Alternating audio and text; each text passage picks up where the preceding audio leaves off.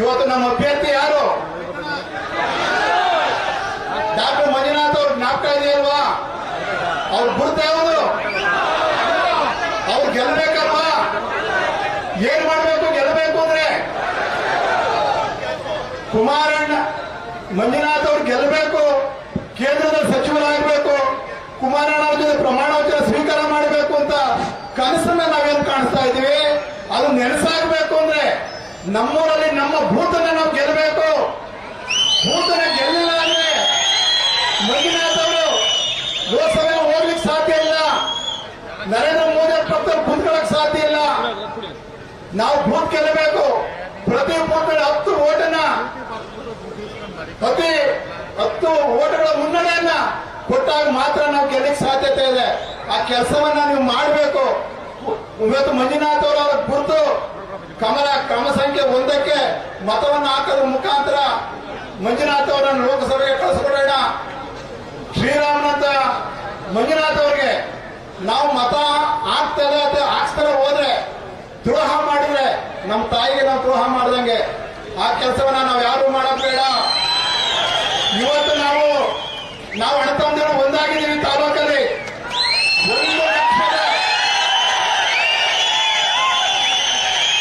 1,20,000 ಓಟ್ಗಳು ಬರಬೇಕು. 1,20,000 ಓಟ್ ಬರಲಿಲ್ಲ ಅಂತ ಹೇಳಿದ್ರೆ ಇವ್ರ ಅಣ್ಣತಮ್ಮಂದಿರು ಒಂದು ವಿಷಯ ಸಾಕು. ಇವ್ರ ಅಣ್ಣತಮ್ಮಂದಿರು ಏನು ಕಿಸ್ತಾರ ಹಾಕಿದ್ರು ಅಂತ ಹೇಳ್ತಾರೆ.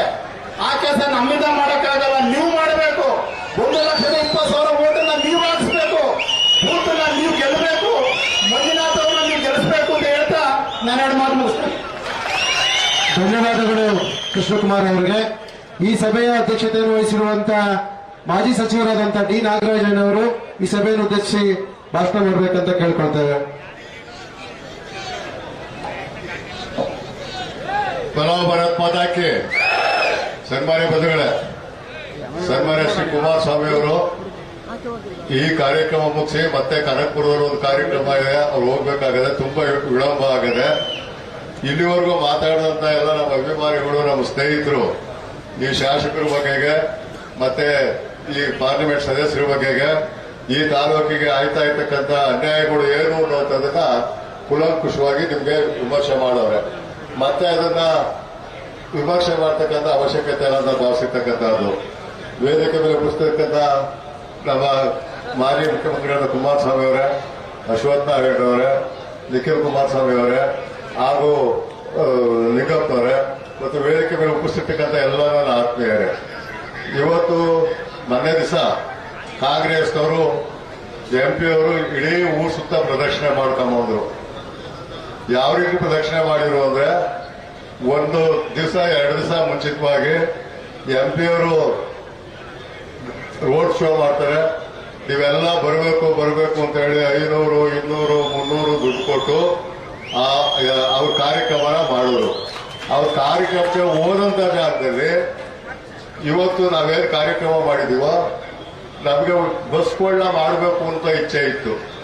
ಬಸ್ಗಳನ್ನ ಕುಮಾರಣ್ಣನ ಕಾರ್ಯಕ್ರಮಕ್ಕೆ ಮಂಡ್ಯದವರು, KRPೇಟೆ ಅವರು, ಕುಣಿಗಲ್ನಲ್ಲಿರ್ತಕ್ಕಂಥ ಒಂದು ಬಸ್ನೂ ಬಿಡದಂತೆ ತಗೊಂಡು ಹೋಗಿದ್ರಿಂದ ನಮಗೆ ಬಸ್ಸಿನ ಸವಲತ್ತನ್ನ ಕೊಡ್ಲಿಕ್ಕೆ ಆಗ್ಲಿಲ್ಲ. ಬಸ್ಸಿನ ಸವಲತ್ತನ್ನ ಕೊಡ್ಲಿಕ್ಕೆ ಆಗದೇ ಇದ್ರು ಸಹ ಇವತ್ತು ನೀವು ಸೇರಿರ್ತಕ್ಕಂಥ ಜನ, ಇಲ್ಲಿವರೆಗೂ ಇದ್ದಂತ ಜನ, ಹೋಗಿರೋ ಜನನು ನೋಡ್ತು ಅಂತ ಹೇಳಿದಾಗ ನಾವು ಯಾರಿಗೂ ಕೂಲಿ ಕೊಟ್ಟು ಕರ್ಸಿಲ್ಲ. ನೀವೆಲ್ಲರೂ ಸನ್ಮಾನ್ಯ ಶ್ರೀ ಕುಮಾರಸ್ವಾಮಿ ಅವರ ಮತ್ತೆ ದೇವೇಗೌಡರ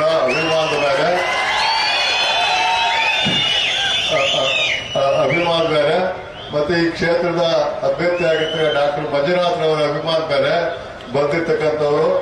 ನಿಮ್ಗೆಲ್ಲರಿಗೂ ನಾವು ಕೈ ಎತ್ತಿ ಮುಗಿಬೇಕು. ಇವತ್ತೇನು ಒಗ್ಗಟ್ಟು ನಾವು ಪ್ರದರ್ಶನ ಮಾಡಿದ್ದೇವೋ ಮುಂದೆ ಚುನಾವಣೆ ನಡೆಯುವಂಥದ್ದಲ್ಲಿ ಡಾಕ್ಟರ್ ಮಂಜುನಾಥ್ನವ್ರನ್ನ ಗೆಲ್ಲಿಸ್ಕೊಂಡು ನಾವೊಂದು ಅದ್ದೂರಿ ದಿನದ ಆಚರಣೆ ಮಾಡ್ತಕ್ಕಂಥದಕ್ಕೆ ನೀವೆಲ್ಲರೂ ಪಾತ್ರ ಆಗಬೇಕು ಅಂತ ನಾವು ಭಾವಿಸಿರ್ತಕ್ಕಂಥ.